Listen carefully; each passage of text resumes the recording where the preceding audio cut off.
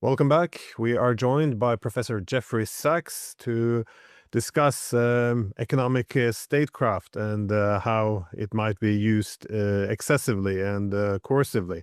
So thank you for coming on. Economic statecraft, though, it can be a very effective tool of governance that is using money, trade, finance, and access to markets as an instrument of influence and facilitating cooperation. But economic statecraft, it feels, has begun to replace diplomacy, and we see economic statecraft almost exclusively now in a coercive form. What do you see being, I guess, the long-term risks of relying on this economic coercion as opposed to having negotiated multilateral solutions? Economic statecraft is a euphemism. It is coercion. You could call it war by economic means. So economic statecraft, if you just hear the term, could suggest that you're using economic tools for promoting development or promoting cooperation or supporting trade or stabilizing the economy. No, the way that the term is used right now is rather cynical. It means using economic tools by the U.S. to crush other economies. This is a very strange use of the term, in my view, and it's a very pernicious set of policies. I have a personal resentment about it because my whole life is, my career is aimed at trying to help economies to be more productive, more prosperous, to help people's well-being. But economic statecraft, in quotation marks, as our Treasury Secretary Scott Bessent used the term recently in an interview that he gave in Davos, meant, and he said it proudly, to crush the Iranian economy in order to bring people out onto the streets with the idea of fomenting regime change. So this is quite a remarkable use of economic power. It is warfare.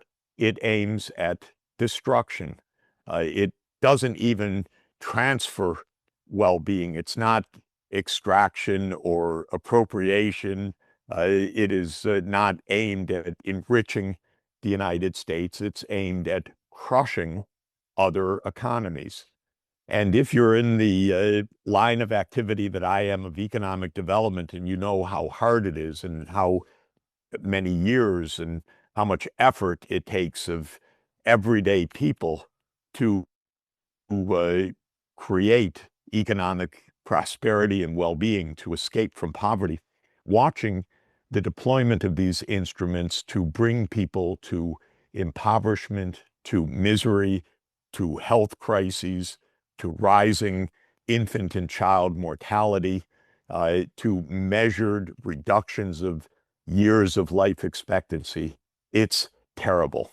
Now, having said all of that, it is now a very common tool, if you want to call it that, again, a euphemism, an instrument of American power. And I find it deplorable, as I've explained, but it's used pervasively. And I think, Glenn, to put it in context, we have to understand something unique about the American imperium, about American imperialism. In American imperialism, unlike the British Empire or the French Empire of the 19th century, America rules indirectly. America has rarely done what Trump says he wants to do, which is just take over territory. We've done that for a lot of islands and military bases, but generally it hasn't been the United States invading in order to directly rule an overseas territory. It's been the U.S. invading to impose a puppet regime in an overseas territory. And this idea is regime change. So a core of American foreign policy is regime change. Just to say, that's an extraordinarily unusual kind of foreign policy. For most countries, in most of history, you dealt with other countries as they were. You didn't dream of overturning their government and running their country. You had to address their country either through diplomacy or deterrence or some other way. But the U.S. mentality that started in the 1890s when the U.S. overthrew the Kingdom of Hawaii, and then when the U.S.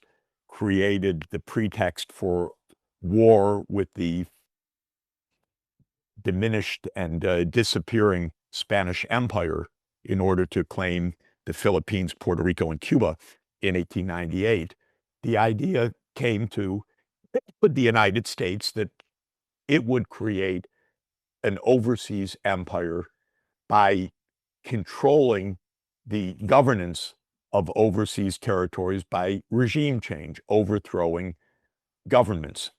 And you could say that that idea came naturally because creating the continental United States was dozens of regime changes, but against indigenous populations or war with Mexico and so forth during the 19th century. But for the overseas empire, that started at the end of the 19th century. Then the U.S. practiced this under the Roosevelt corollary of the Monroe Doctrine, where Theodore Roosevelt basically declared, we will be the policemen of the Americas. And what that meant in practice is we will determine who is in government in the Americas.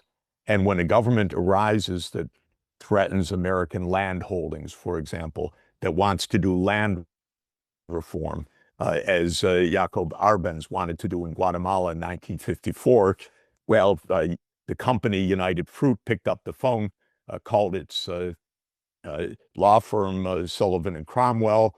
They called their old associate, John Foster Dulles, who at the time happened to be the U.S. Secretary of State.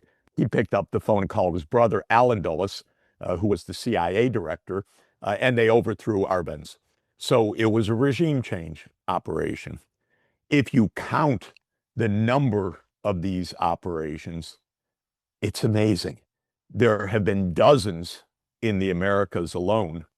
And in one of my favorite books of recent times by Lindsay O'Rourke, a student of John Mearsheimer and now a professor at Boston College, she wrote in 2018, I think it is, a book called Covert Regime Change, where she counted 64 covert regime change operations by the United States between 1947 and 1989, the Cold War era.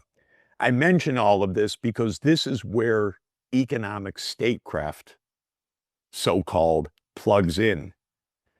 The economic statecraft can itself be a regime change operation because you can squeeze an economy to the point where a government collapses.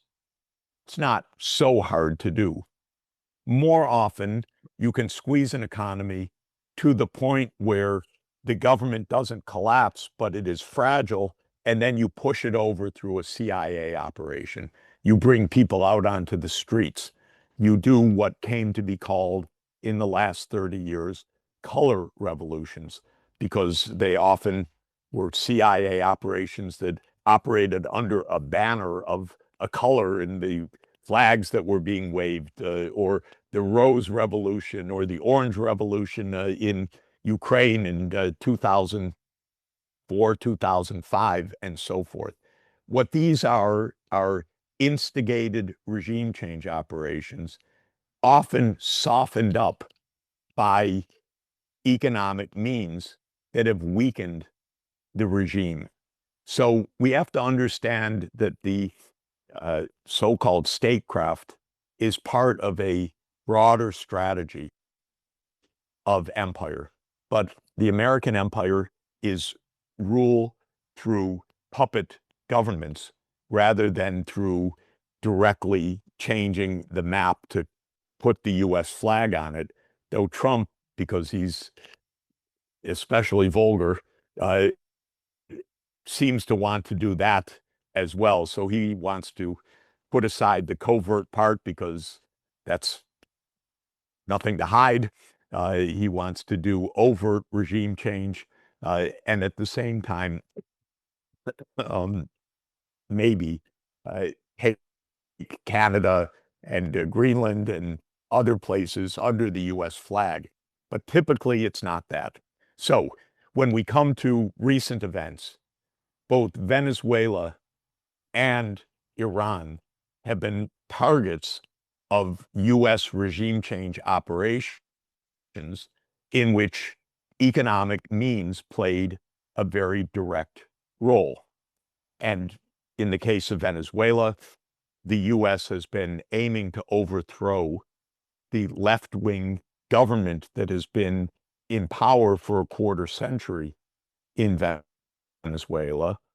America is absolutely at a government level always aiming to overthrow so-called left-wing regimes because left-wing regimes threaten American extortion by U.S. companies or plunder by U.S. Mining companies or big oil like ExxonMobil and Chevron and so forth that operate in poorer and weaker states. So the U.S. has been out to overthrow the Chavez-Maduro government that has been in power in Venezuela for a quarter century.